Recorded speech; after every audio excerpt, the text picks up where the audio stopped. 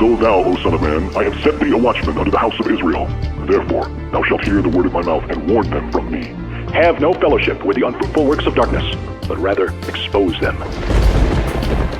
Coming to you from an undisclosed location in Middle Tennessee and examining current events from a biblical perspective, this is Bible News Radio with your hosts, Randall and Stacy Harp.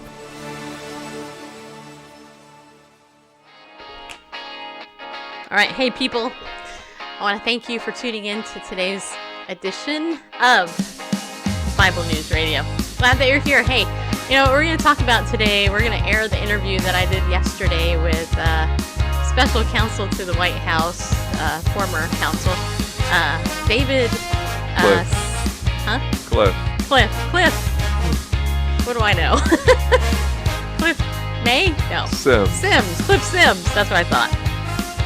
Yeah, well, that's what happens when I don't have everything in front of me. Anyway, who wrote a book called Team of Vipers. I don't know, I can't hear myself very well here in the headset. We can turn that up there. How's that? That's better.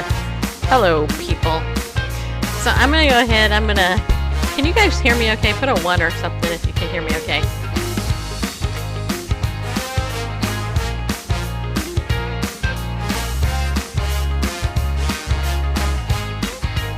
Yep, that's right, people.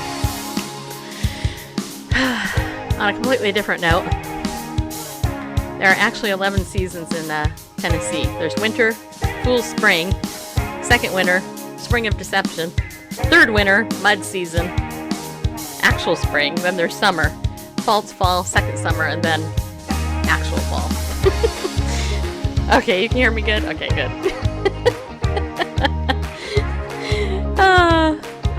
Anyway, the funny thing is, if you live in Tennessee, then you totally know what the heck I'm talking about. The weather here is insane. Yesterday, I went to a meeting, and I was in my friend's house for like an hour. When I walked out, it literally felt 20 degrees cooler than an hour earlier. And the irony of it all is that when I walked out, it was like super cold. I looked up at the sky, it was like filled with dark clouds. It was amazing. Yeah, anyway. Alright, so here's the thing. Do me a favor, whatever platform you're on, please share it out. Because this guy, my guest today, who I interviewed yesterday, actually has gotten a gazillion bad reviews on Amazon because he is the son of a Baptist preacher. He's a Christian himself, and he's a conservative. And of course, you guys know, you go over there to Amazon, people attack people who are conservative and Christian and all that other stuff. So of course, unless you're listening to alternative media, which is kind of what we are, you actually don't get the truth because, you know, the liberal media is completely scripted and all that other stuff. So, you know, just saying. Anyway, I'm going to stop that. There, I did it. All right. So today, in the first part of the show, we're going to go ahead. We're going to air our short interview with Cliff Sims, who wrote the book Team of Vipers, My First 500 Days Inside the Trump Administration, or something like that. And he's been bagged on by, by a lot of people. Did this thing just come off in my ear? It did. I'm going deaf. Look at that. See? These things are irritating. Pun intended. No. Okay, anyway. I was like, what happened? Oh, no. Slightly distracting. Anyway. What was I saying? Anyway, Randall is producing our show as always, and he super rocks at it. There we go. Okay, I'm going to mute that here. And then I'm going to go over and I'm going to share this over on Facebook. Let's see here. If anybody's on Facebook, don't worry, Facebook or Wastebook. Just kidding. Is there a reason you're typing that on the screen? No one can see it but you and me. So I'm preparing for the interview we're about to play and give people something to watch. That's why I'm putting that. Gotcha. Okay. You're like so funny. Okay.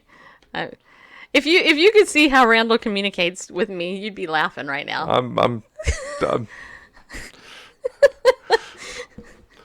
FYI, I'm not trying to communicate with you. I'm just trying to prepare for the show.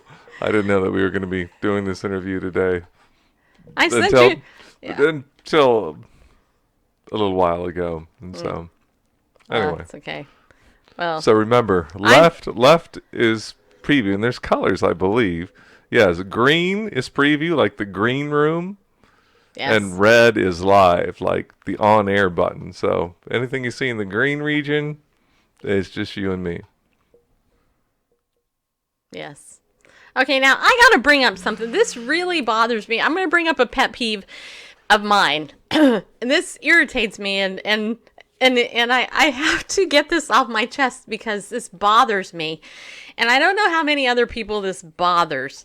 But I was thinking about this, and then we'll go ahead and I'll play this interview. And I don't know, Bareface, he gets upset about things, like the word impactful.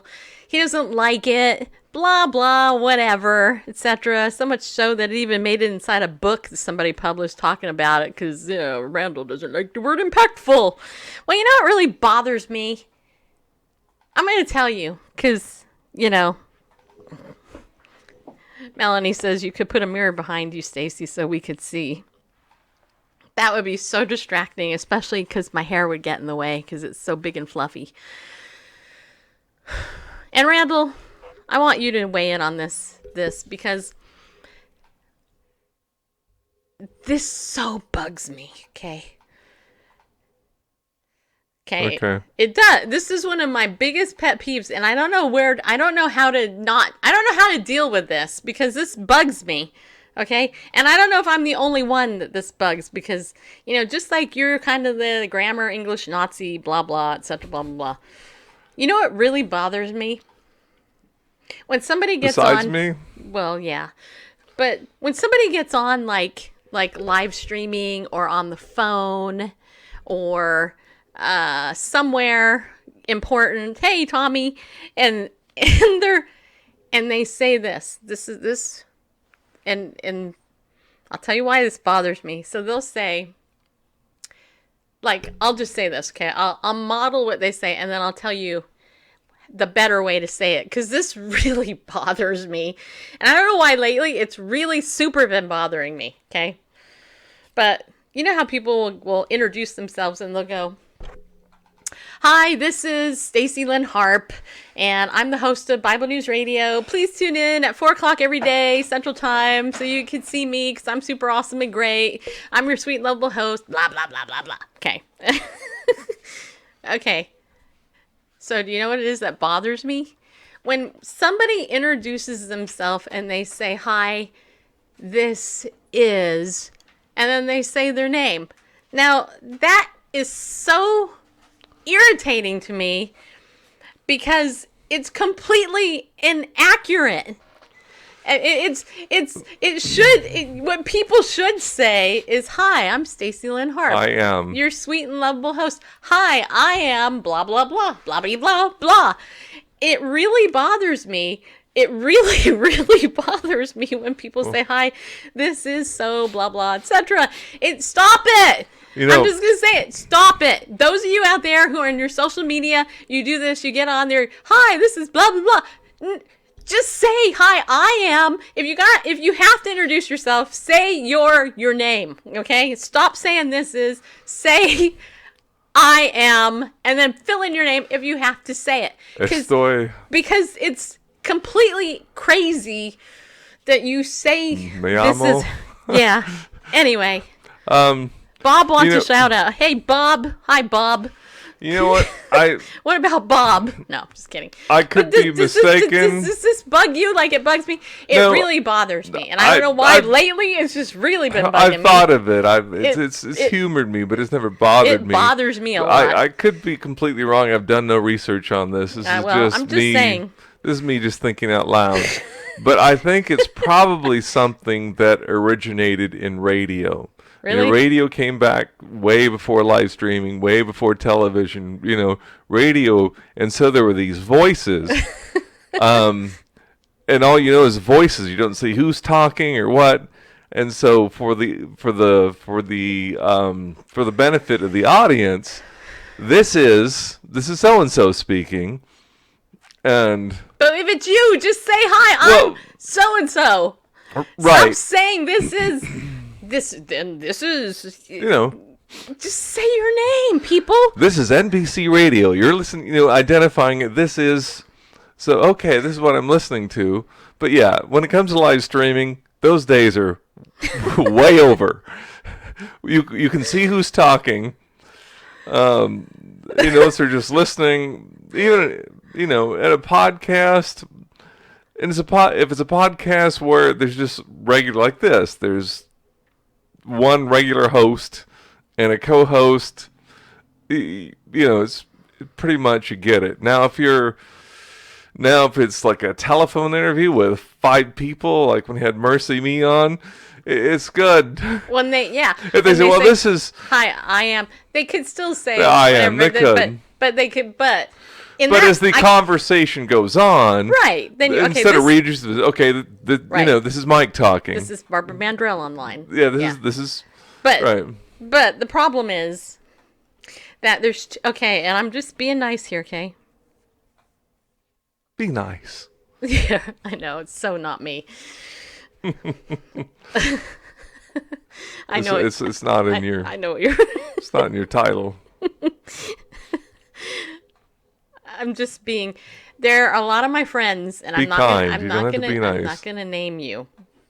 Mm-hmm. But there are some of you over there on social media world stuff, and you know who you are. And go back and watch how you introduce yourself. Hi, this is blah blah blah blah blah. Stop it. Stop it. Well, Stop saying this is blah. No, say who you are. And I don't mean like in the new agey, like say I am, declare I am, blah blah.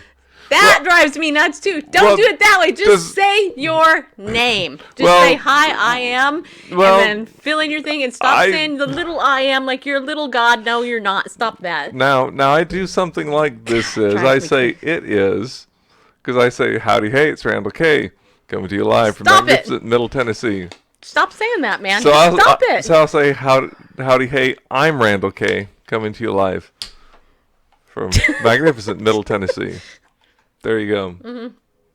I'll remember that so going we had forward. Some snarky comments come in on Periscope, but that's okay. Let's scroll back and read them.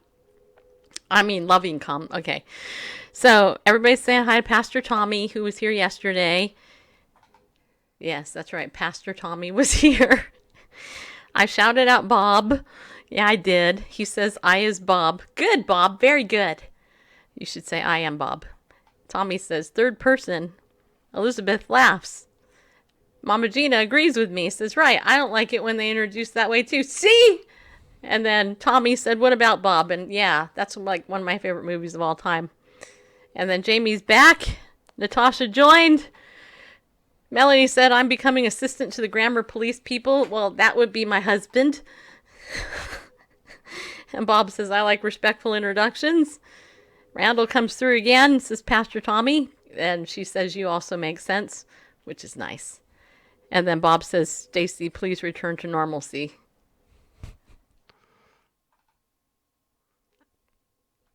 I'm not normal. Sorry. That's just, if I was normal, I would be mediocre. And that's just not me. Yeah, not her at all. Tell us how you really feel. Indeed.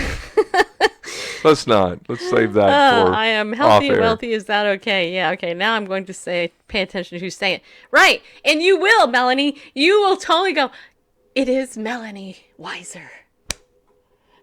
Stop it. Okay, let's get into the interview. I feel better now. Okay, cheap therapy. All right, so yesterday I had this interview. They cut it short, but this is Cliff Sims, and I'm going to give you a little introduction because actually I didn't introduce him in the thing. So if you hold on one moment, please, while I get it, and I can pull it up here. Normal is the setting on your dryer. That is so true, isn't it? So you didn't ask him to say, hey, it's Cliff Sims. No, but if I wanted to do that old radio thing, I could say, hey, can you say, this is, I am Cliff Sims for Bible News Radio. Just like I had Chuck Colson say that. But he said it for Active Christian Media. Yeah, but he said this is. Probably he did. Okay. Which you had him say, I believe. I did, and now he's no longer with us. So like I say, it works for radio, live streaming, totally unnecessary. All right, so I'm going to read you a little bit about this. It says here. You're going to read to us. Yes, I am. Reading you is something like a palm reader. Or shut up. Okay. Or a tarot card. Stop it. Okay. Fortune teller would read you. Okay. Read to us that introduction. Will you shut up so I can actually just... Okay. All right, so it says here, the name of the book is Team of Vipers, My 500 Extraordinary Days in the Trump White House. And it says here, the instant New York Times bestseller, Sims' vivid portrait of Trump shrewdly balances admiration with misgivings, and his intricate, engrossing accounts of White House vendettas and power plays have a good mix of immersion and perspective. The result is one of the best of the recent flood of Trump tell-alls, says Publishers Weekly. The first honest insider's account of the Trump administration. If you hate Trump, you need the truth. If you love Trump, you need the truth. After standing at Donald Trump's side on election night, Cliff Sims joined him in the West Wing as special assistant to the president and director of the White House message strategy. He soon found himself pulled into the president's inner circle as a confidant and errand boy, an advisor, a punching bag, and a friend. Sometimes all in the same conversation. As a result, Sims gained unprecedented access to the president, sitting in on private meetings with key congressional officials, world leaders, and top White House advisors. He saw how Trump handled the challenges of the office, and he learned from Trump himself how he saw the world. For 500 days, Sims also witnessed firsthand the infighting and leaking, the anger, joy, and recriminations. He had a role in some of the president's biggest successes, and he shared the blame for some of the administration's worst disasters. He gained key, often surprising insights into the players of the Trump West Wing, from Jared Kushner and John Kelly to Steve Bannon and Kellyanne Conway. He even helped Trump craft his enemies list, knowing who was loyal and who was not. Yeah, he did. And he took notes, hundreds of pages of notes in real time. Sims stood with the president in the eye of the storm raging around him, and now he tells the story that no one else has written because no one else could. The story of what it was really like in the West Wing as a member of the president's team. The story of power and palace intrigue, backstabbing, and bold victories, as well as painful moral compromises occasionally within yourself. Actually, he talks a lot about that, by the way. Team of Vipers tells the full story as only a true insider could. And so let me tell you a little bit. That's kind of the blurb about it. But Cliff Sims was the CEO of Yellowhammer Multimedia, Alabama's premier source of political news, until he joined the Trump campaign in August 2016. After the election, he moved from Trump Tower to the West Wing, where he crafted the White House's messaging. He now advises major corporations, CEOs, and media personalities on a wide range of public affairs and communications issues, and he lives with his wife and his puppy dog in Washington, D.C. Yeah, he does. He has a dog, so you can't hate him. Just saying. Okay, so anyway, yesterday morning, I had an opportunity to talk to Cliff for a couple of minutes. It was actually cut a little bit short. Let's see here. I'm going over here to this here. And so it's about 9 minutes. We're going to go ahead and put up the graphic on there so you can see his face. He's apparently young, pretty like in his 20s or whatever. He is the son of a Baptist pastor. He's a conservative Christian.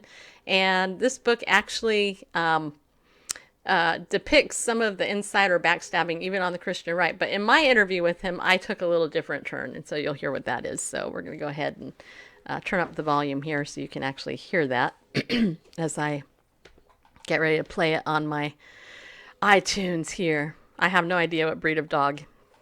Don't know. Okay, anyway, here it is. You guys, wait, hold on. I should turn the volume up. Hey, how are you? I'm good. How are you? Is that loud enough? I'm doing great. Good. Well, I know we only got a couple of minutes, so I'm not going to read all your bio. Let's just jump into the conversation. That sound good? Yeah, let's do it. Okay. Well, first, I want to congratulate you on your book. team of vipers. I see that Amazon has attacked you thoroughly, which means it must be a good book, because you're a conservative and a Christian, right? Yeah, that's right. Yeah, I've been instructed not to read the comments, and I've tried to stick to that. Yeah. Well, it's funny. One of the first things I do whenever I interview an author is I go over and I look at the reviews to kind of get an idea, of kind of what the public does. But when it comes to conservatives and Christians in particular and politics and Donald Trump, it's a big, huge issue. So tell everybody a little bit about what your role was in the Trump administration. Sure. So I was a special assistant to the president and director of White House message strategy, which is a communications job. So it could be anything from writing the talking points, doing op-eds that would go out under the president's name, or maybe others, advising the president and senior aides on how to message certain things, staffing the president for media interviews, you name it, kind of anything under the sun that was related to communications. I would be right in the middle of that. Cool. And so you wrote this book. You served 500 days in the administration, and I'm just curious, when you were doing that, did you do a daily journal of your experience, and that's how the book came about, or how did the book come about? Sure. So part of it was, part of my job, especially early on in the White House, was to be in these various meetings, foreign leader meetings, congressional meetings, whatever it may be, and take notes on just whatever happened, so that we could keep the communications team informed on what was going on, but also in case there were leaks about, they say that Donald Trump said something to a foreign leader, and then I could say, no, that's not right, or there's a thread of truth there, but it's not quite right. And then the press team could decide how to respond to that. So there were a lot of notes coming from that. But, when you're working in the White House, and especially this one where it's the most talked about White House in history, you're cognizant sometimes of the fact that you're living history.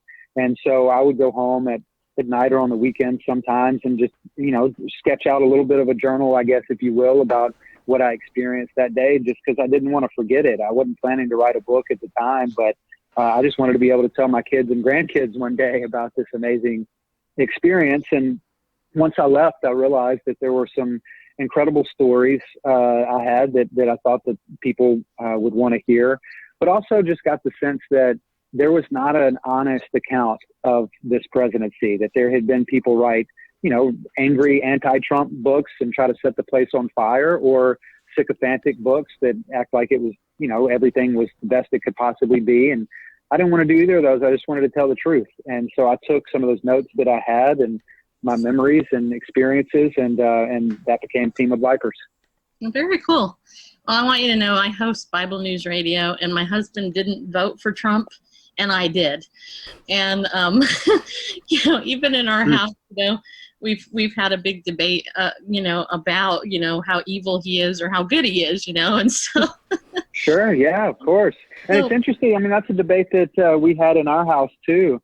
The first part of the book discusses that, my wife and I talking about that, and how do we as Christians reconcile, some of the parts of Donald Trump's past or his character that we are troubled by.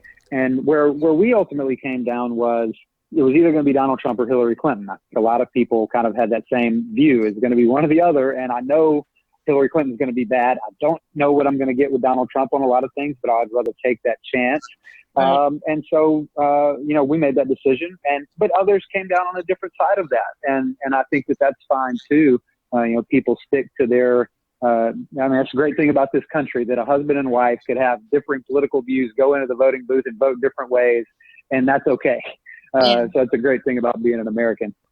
Well, exactly. And, I'm really grateful that Donald Trump has supported Israel. And I know that you wrote a little bit about the faith-based, the Christians who and the faith leaders that you worked with. Can you kind of shed some light on that? Or I know we only got a couple of minutes, but I am very curious about the graphic in my audience. Yeah, the president had a faith advisory council, and people ask, well, where did they come from? Well, like so many things in Trump world, it started with TV.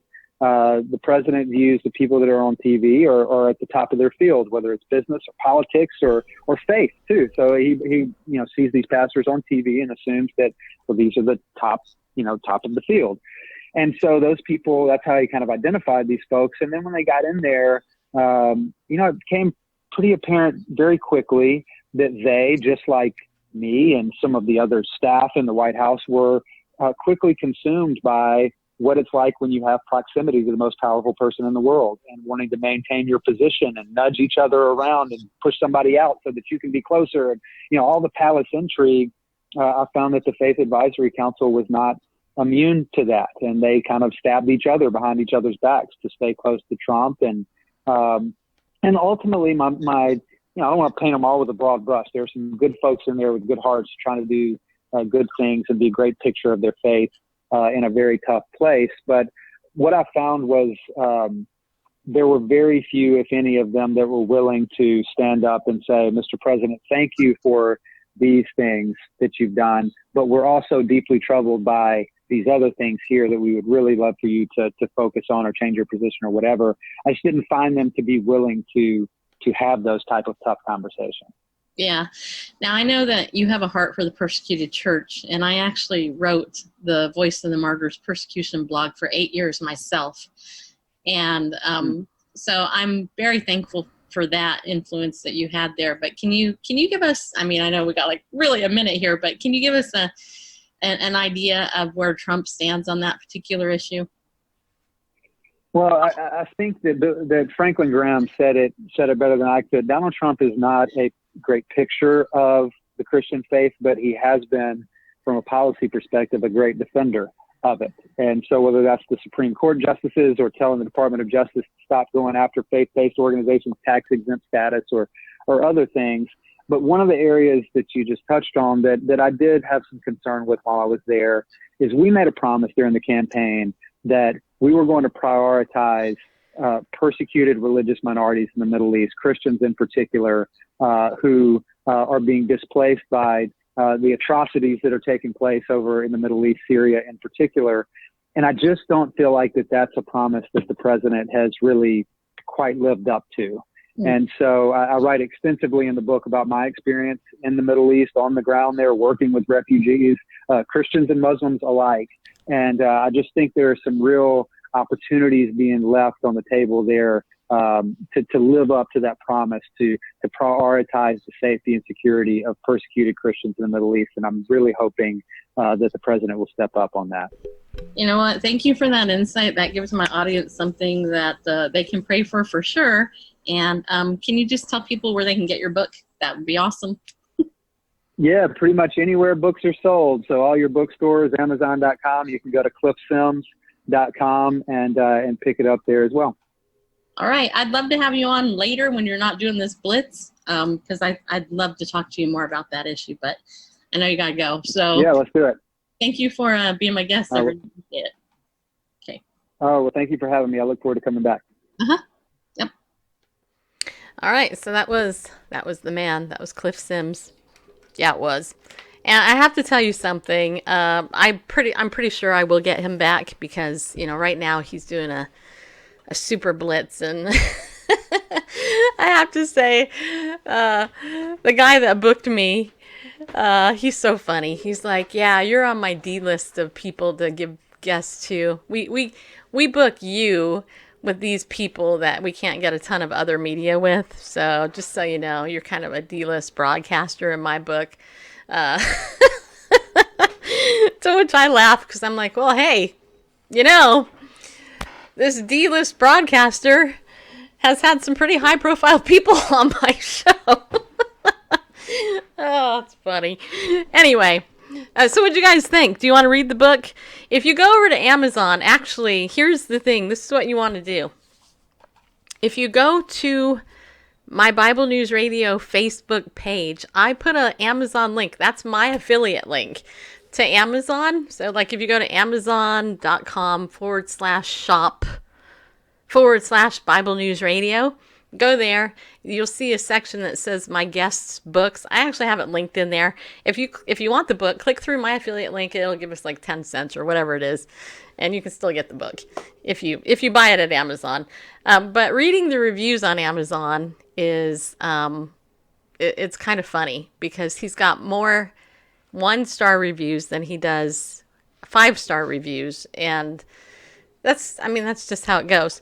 I would also recommend that you go over to Christianity Today's website, christianitytoday.com, and Ed Stetzer, who is one of the top guys over there at Christianity Today, he has a three-part interview that Cliff Sims did with him, and he actually put it in print there. And it's titled Cliff Sims, Team of Vipers and Faith Inside the White House, Part 1, Part 2, and Part 3. And I want to read you Part 2 because this is where he actually discusses what happened with the faith aspect of this. So it says here, quote, proximity to power does strange things even to pastors and ministers.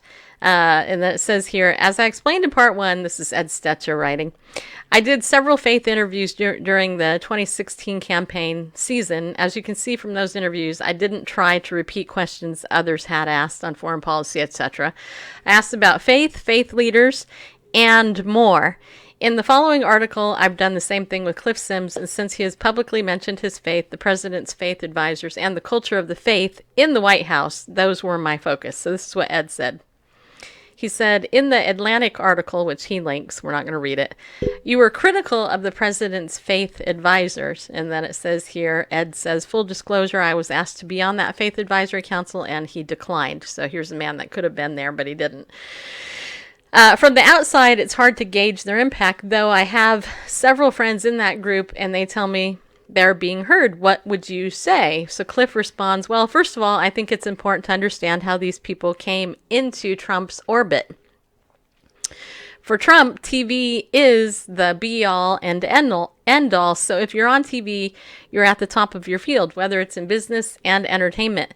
That's why he had The Apprentice. Or in politics, if you were the best and the brightest reporter, you'd be on TV every day. For him, that same principle, I think, applied to the faith space. When he sees someone like Paula White on TV, he says to himself, these speakers must be the best. These must be the people that are at the top of their field. That's kind of how he appointed people to these positions. It wasn't like he agreed with the pastor's doctrine or anything like that. I don't think there was much more to the decision than him seeing the individuals on TV. So just that little insight kind of tells you a lot right there. Cliff Sims goes on to say, there's a story I tell in the book that really stuck out to me very early on in the White House and made me realize that proximity to power does strange things even to pastors and ministers. When we were trying to plan the first prayer breakfast, Sarah Sanders, remember that's Mike Huckabee's daughter, and I were working together to organize speakers, and I wanted David Platt to come and speak at it. Now, you guys, I don't know how many of you know who David is, but he's a very popular author and pastor, and he's actually Cliff's pastor, just so you know. He says, I talked to David about it, and I don't think he would mind me saying that he was conflicted about that decision. I think one of the reasons for this hesitation was because when pastors get involved in the political space in a public way, there are drawbacks, and it can put pastors in a position where people suddenly view them through a political lens. There's just a lot of baggage that comes along with such a decision. But I was talking to people inside the White House about him coming to speak, and someone who interfaces with the Faith Advisory Council inside the White House happened to mention this to Paula White. Paula came to the White House and had a meeting with them and basically trashed David and said something to the effect of, he believes that the American dream is evil. The president's going to be really mad when he finds out that you're bringing in someone to speak at the prayer breakfast who believes that the American dream is evil. She was basically just undermining him and trying to stop him from being the one who was chosen to speak. I think that was the most obvious example that I saw of the backbiting that I experienced in the White House between staffers. It was really no different on the Faith Advisory Council. Some of the individuals on the council really wanted to make sure that they were the only ones who got close to the president. They wanted to ensure that no one else came in and stole their access or spotlight away. This happened to the point that a pastor was willing to trash another pastor to keep them from having an opportunity, presumably to preach the gospel in front of the President of the United States, his senior staff, and frankly, the whole country. I was just really taken back by that. Unfortunately, I think these dynamics were a kind of social rule among the group. I don't want to paint them all in a broad brush, which we actually just heard him say on my interview. I think there are people with good hearts and with good intentions who are trying to be a picture of the gospel in a place that can be totally devoid of it. They deserve credit and don't deserve to be smeared, but I did see a lot of things that made me very uncomfortable. It's sad to me that faith leaders were not immune to the side effects that proximity to power had on me and other people in the White House. And now he goes on to talk, and he actually talks about, let's see here. Ed Stetcher says, you had mentioned was that you hadn't seen anyone from the council press President Trump on issues around refugees and more. Johnny Moore, one of the organizers of the Faith Advisory Council, responded and pushed back, saying they had been heard and they have made a difference. What do you think about Johnny's response? Do you see the faith advisors making a difference? Now, before I read this response, in truth and disclosure, I have actually had personal contact with this Johnny Moore person. If it's the same person, I believe it is. He works very closely with Beth Moore, and he's a complete jerk, okay?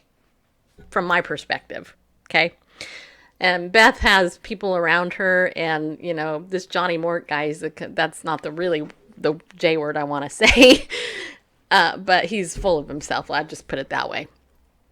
So anyway, Cliff says, just taking that into account, this is my personal experience with him, trying to get him on the show at one point years ago.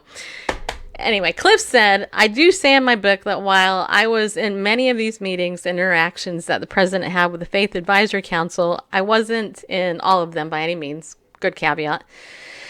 There is a chance that some of these folks have pressed Trump on some of these issues, but in my experience, which is pretty extensive with that group, the general tone and tenor of every interaction I saw was laudatory of Trump. And I thank God for Donald Trump. And we've got to do everything we can to back Donald Trump publicly. In a way, I understand that impulse because I've had the impulse as well, even thinking about the reason why I even joined the campaign to begin with. I know for a fact we all do. We would not have had the Supreme Court justices that we do right now if Hillary Clinton had been elected president. Donald Trump deserves nothing but thanks from the faith community for those things. He deserves nothing but credit for preventing the Department of Justice from targeting faith-based organizations and maintaining the adoption tax credit in the tax bill. I just never saw anyone who is willing to say, Mr. President, thank you for these things, but we are deeply troubled by X, Y, or Z issue. And part of the reason, I think, is because,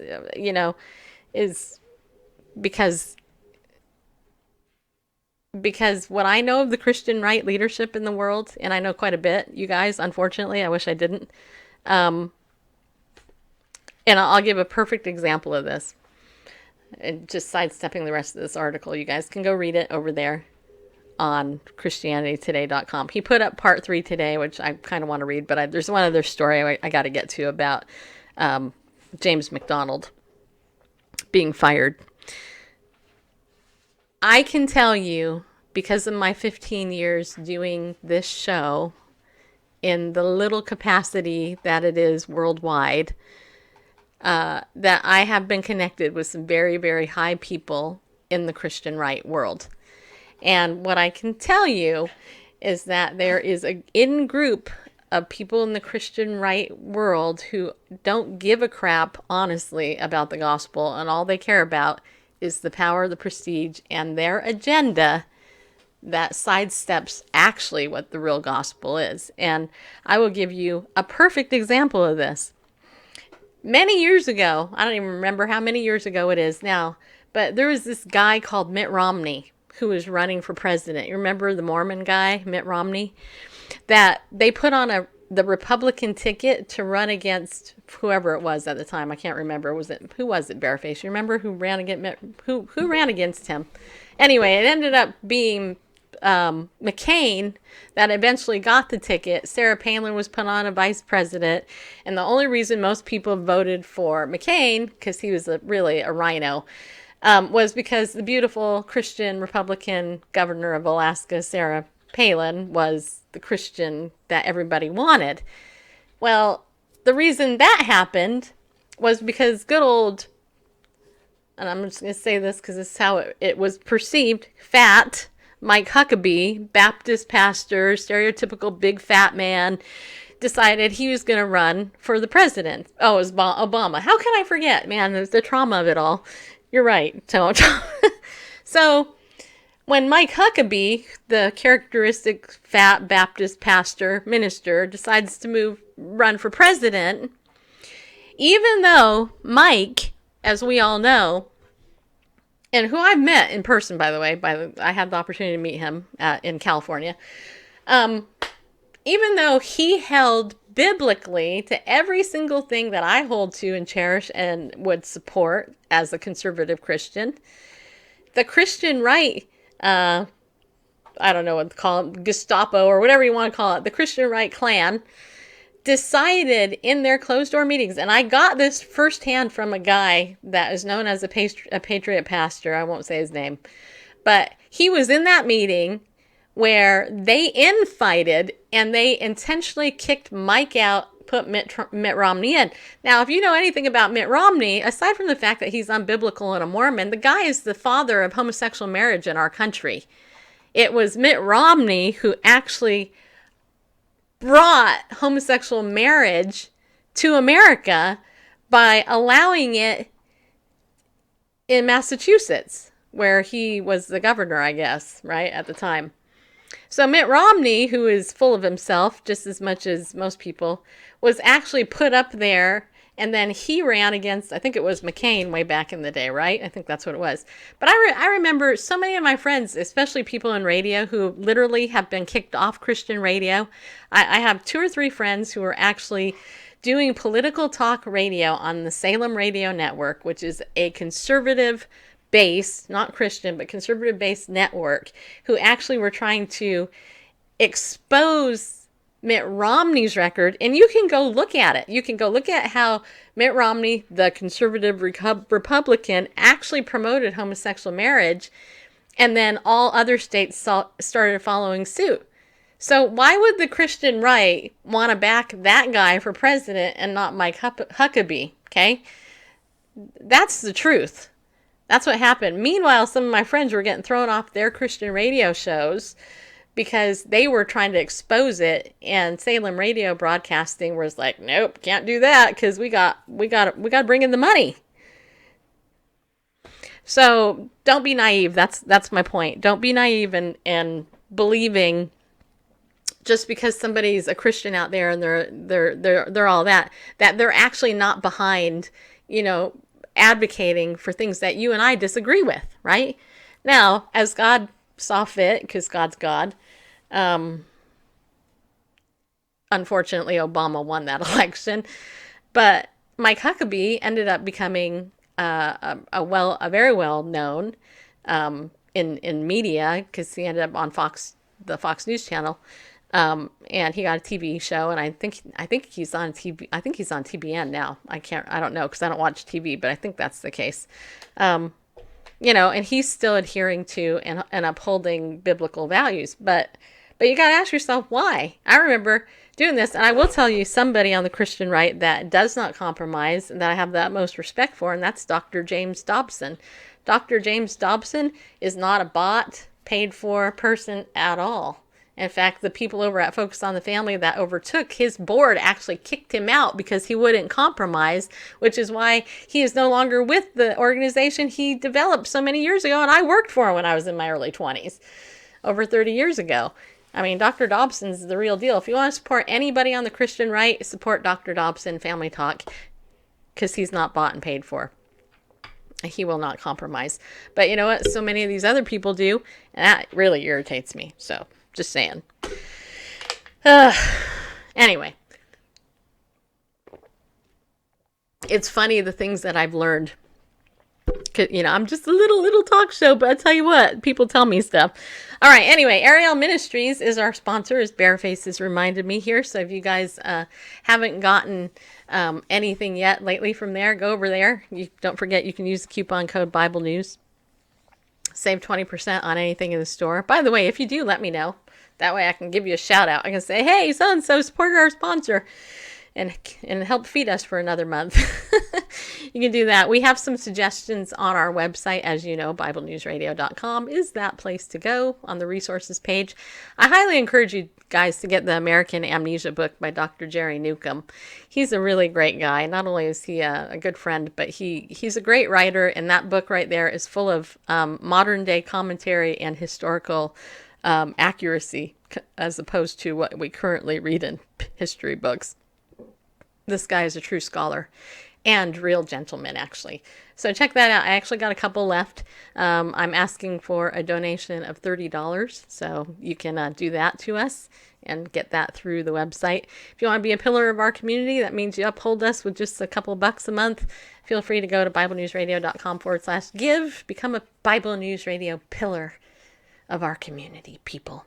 And I hear a high-pitched ring in my ear right now. Okay, hopefully it'll go away. That happens frequently.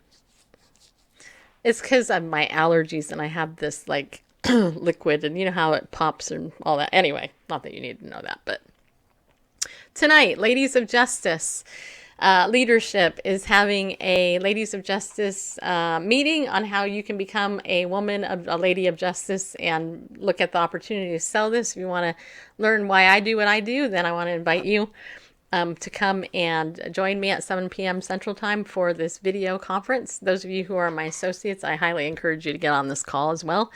And you can learn about that.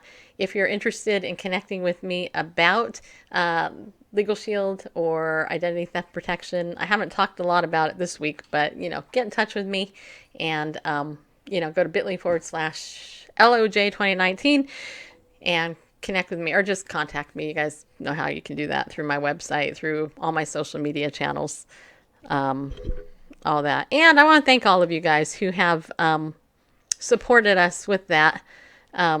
Your support does matter, and I'm very actually happy to tell you that this February, right now, the Lord has blessed me this month with more memberships sold and people protected this month than in all the 8 months that I have been selling this and offering it as an opportunity to not only do as a business, but also as a,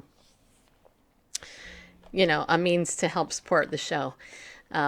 And it's in part because of the great training that I've received, but also great follow-up with people and the fact that they understand their need and the benefit of it. So if you really want to see some of the benefits, come to the meeting tonight. I'm going to link it on my Twitter so that you guys can just click through at 7 o'clock. It's a Zoom meeting. You don't have to say anything. It's just a presentation with live people. All right. So that's super awesome. Yeah. Thank you.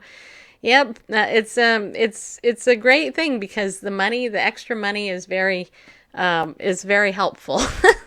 I need it. Like my car hasn't started the last couple of days.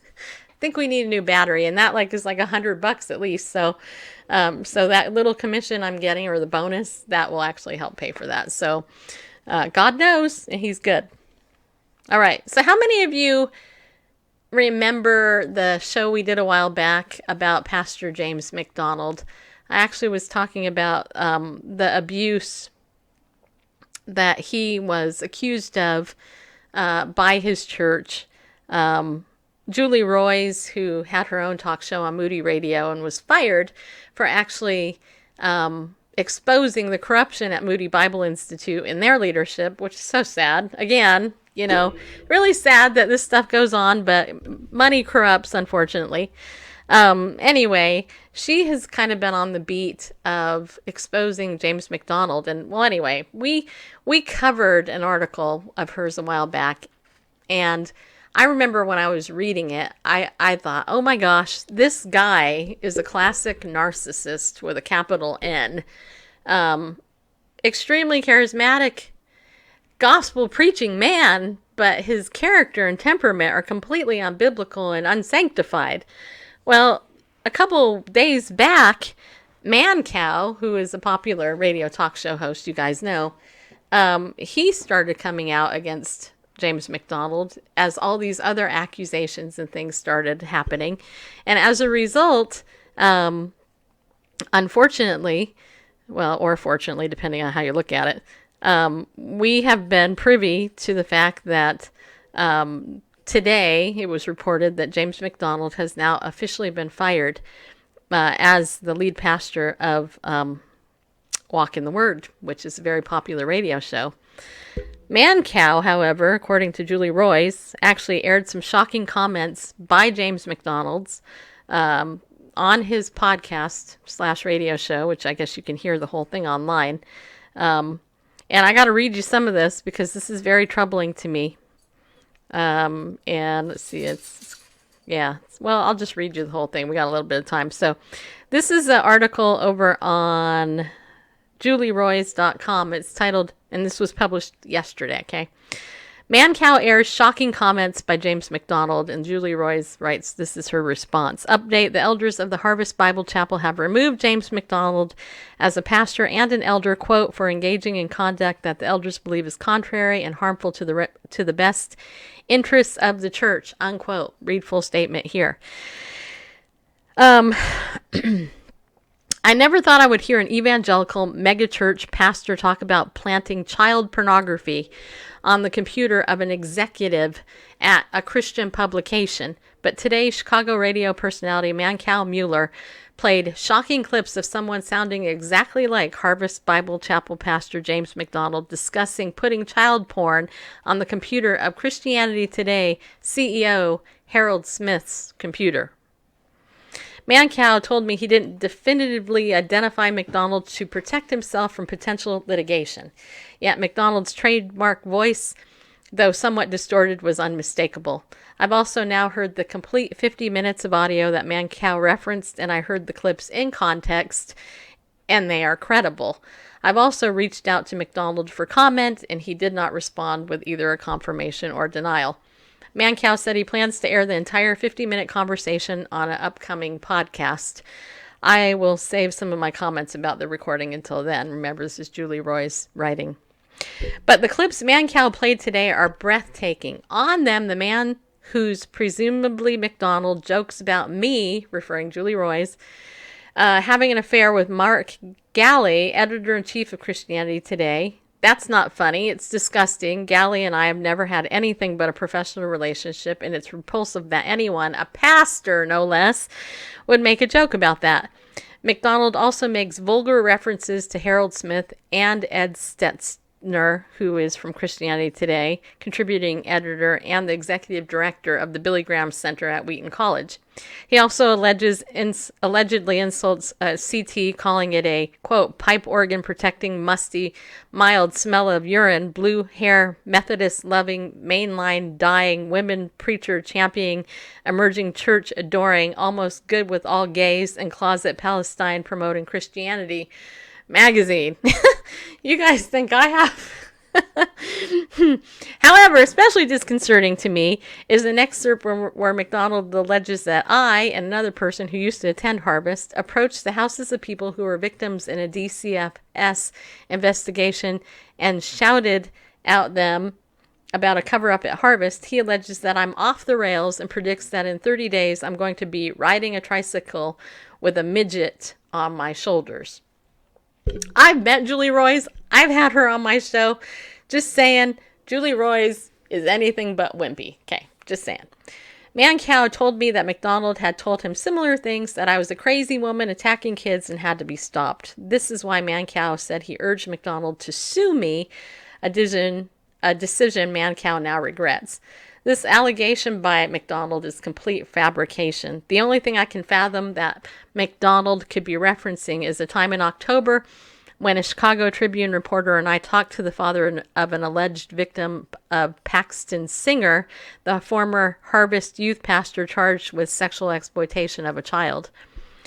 I was working jointly with Tribune reporter Matt Wahlberg to report the Singer story for the newspaper, at one point the two of us had a brief and respectful conversation with the father of an alleged victim where we invited him to comment if he'd like. He declined. We gave him my phone number in case he changed his mind, and that was it. Wahlberg said he and his family attended Harvest for several months about a decade ago, so I guess that's where the reference to attending Harvest originated. I never actually wrote that story for the Tribune because in the middle of our investigation, Harvest sued me, which caused the Tribune to drop me from the story. However, Wahlberg, a 20-year veteran reporter who recently took a buyout from the Tribune, gave me the following statement regarding our time together. Here's the statement, quote, I worked with Julie Roys in October on the story about the allegations against the former Harvest Bible Chapel youth pastor Paxton Singer. In fact, I was working the story with her when she learned that she had been sued by Harvest Bible Chapel. The subsequent story on Singer's arrest did not contain any indication that we did or did not speak to the victims of their families. It has been my long-term standing practice not to comment beyond what has been published, so I can't confirm whether I spoke with the victims or their families. However, I can say that I spent days working with Roys, conducted multiple joint interviews with multiple subjects, both in person and on the phone, and found her ethics, demeanor, and professionalism to be beyond reproach. Generally speaking, if you're a whistleblower, that's usually the case. Mark Galli today responded to McDonald's comments by confronting McDonald for succumbing to the temptation to slander me, Galli, threaten our CEO, and denigrate others. Christianity Today says this is unfortunate but part of the life of journalism. Secondly, CT, Christianity Today, says McDonald's reaction demonstrates that it's common for people on both sides of a dispute to believe that CT is against them. Galli adds, it's pretty clear by his slanders that McDonald thinks we have it out for him. That's ironic because his accusers believe we've taken his side.